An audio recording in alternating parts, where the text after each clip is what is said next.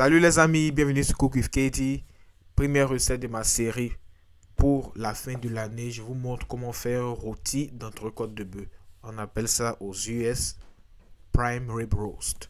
Donc vous allez commencer par préparer votre entrecôte. Si vous habitez aux US, actuellement il y a des promotions sur les Prime Rib. Donc vous pouvez les avoir pour 6,99 le pound. Profitez et éloignez-vous des poulets et autres. Donc vous allez d'abord préparer votre viande. J'ai décidé de retirer les os pour les utiliser plus tard dans la sauce que vous verrez plus tard dans la vidéo. Après avoir retiré les os, j'ai fait de petites incisions sur la viande. Ça va permettre à mon sel de bien pénétrer la viande et aussi de créer une croûte lorsque je vais faire cuire la viande. Après les incisions, vous allez recouvrir votre viande de Worcestershire sauce. Ça va apporter un petit goût umami à la viande. Et après avoir ajouté le Worcestershire sauce, vous pouvez maintenant mettre votre sel. J'ai utilisé mon rosemary salt et aussi, n'ayez pas peur d'utiliser le Worcestershire salt. N'ayez pas peur aussi d'utiliser beaucoup de sel. Parce que cette viande-là faisait 5 pounds, 5 pounds, donc environ 2,3 kg. Mon rosemary salt, vous aurez le lien plutôt de la recette en commentaire. Donc soyez aussi abondant avec le sel. Répandez le sel partout sur la viande et badigeonnez bien pour que le sel puisse s'imprégner dans la viande. Et après avoir mis le sel, vous allez aussi ajouter du poivre. Et après avoir ajouté le poivre, vous allez laisser la viande dans votre réfrigérateur sans couvrir pendant 24 heures.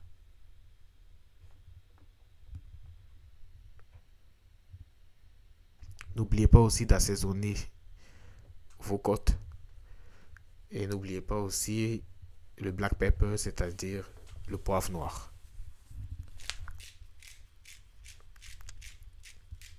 On n'oublie pas aussi de s'abonner, de liker, de partager la vidéo.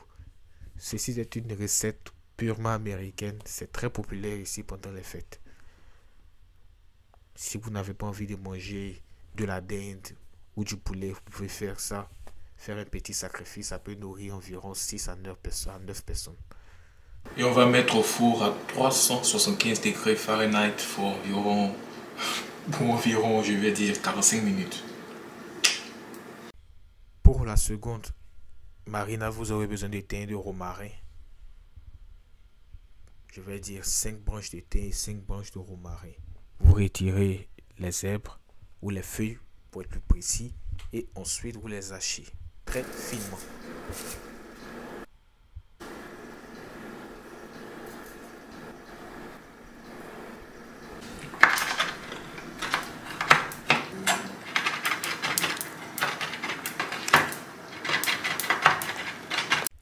Après avoir haché vos zèbres, vous allez maintenant hacher 6 gousses d'ail. Et ensuite renversez-les dans le même bocal. Ensuite, vous aurez besoin de graisse de bœuf et de moutarde. Je sais que vous n'aurez pas la graisse de bœuf, donc vous pouvez remplacer ça par du beurre. Vous aurez besoin de 3 cuillères à soupe de graisse et 2 cuillères à soupe de moutarde. Mélangez bien et ensuite ajoutez du poivre. Après avoir ajouté le poivre, vous pouvez maintenant mariner votre viande. Soyez généreux avec la marinade et laissez reposer pendant 1 heure avant la cuisson.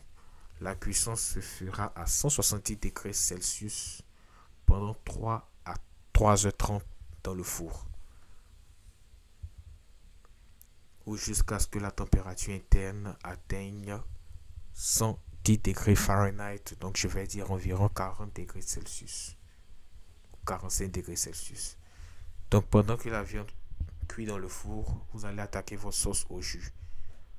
Vous prenez vos côtes qui ont cuit dans le four et ensuite vous les renversez dans une casserole et vous ajoutez 2 verres d'eau. Laissez-les bouillir et pendant que la viande bout, vous allez préparer un oignon et normalement 2 grosses carottes. Si vous n'avez pas 2 grosses carottes, vous pouvez utiliser les petites carottes comme moi et les faire cuire dans la graisse de la côte de bœuf.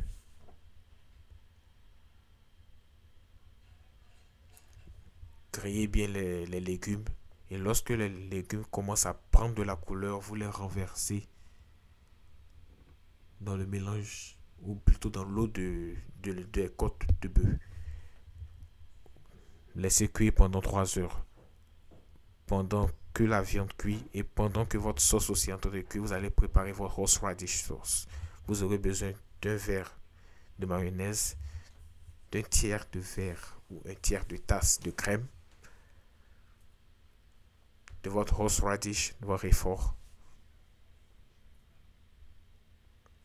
d'une cuillère à soupe de Worcestershire sauce et une cuillère à soupe de vinaigre de vin blanc. Vinaigre de vin blanc. Waouh!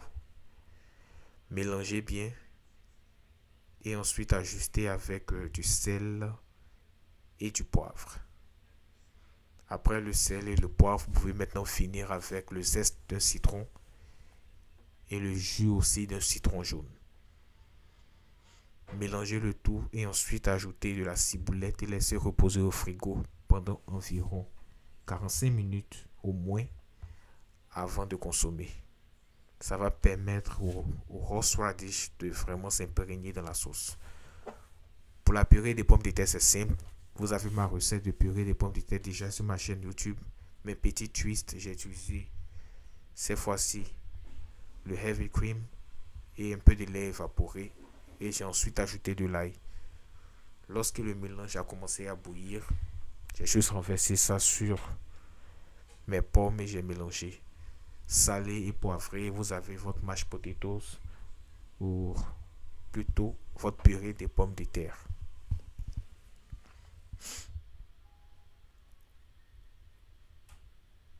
Lorsque la température interne atteint 110 degrés Fahrenheit, vous pouvez maintenant recouvrir votre viande avec de l'aluminium et laisser reposer pendant 1 heure. Pendant que la viande est au repos, vous allez maintenant préparer votre dernière sauce, le au jus. Après les 3 heures de cuisson des côtes de bœuf et des légumes, vous allez extraire le jus et ensuite vous allez retirer l'excès de graisse dans le jus ou dans le bouillon pour être plus précis. Dans une poêle, vous allez ajouter un verre de vin rouge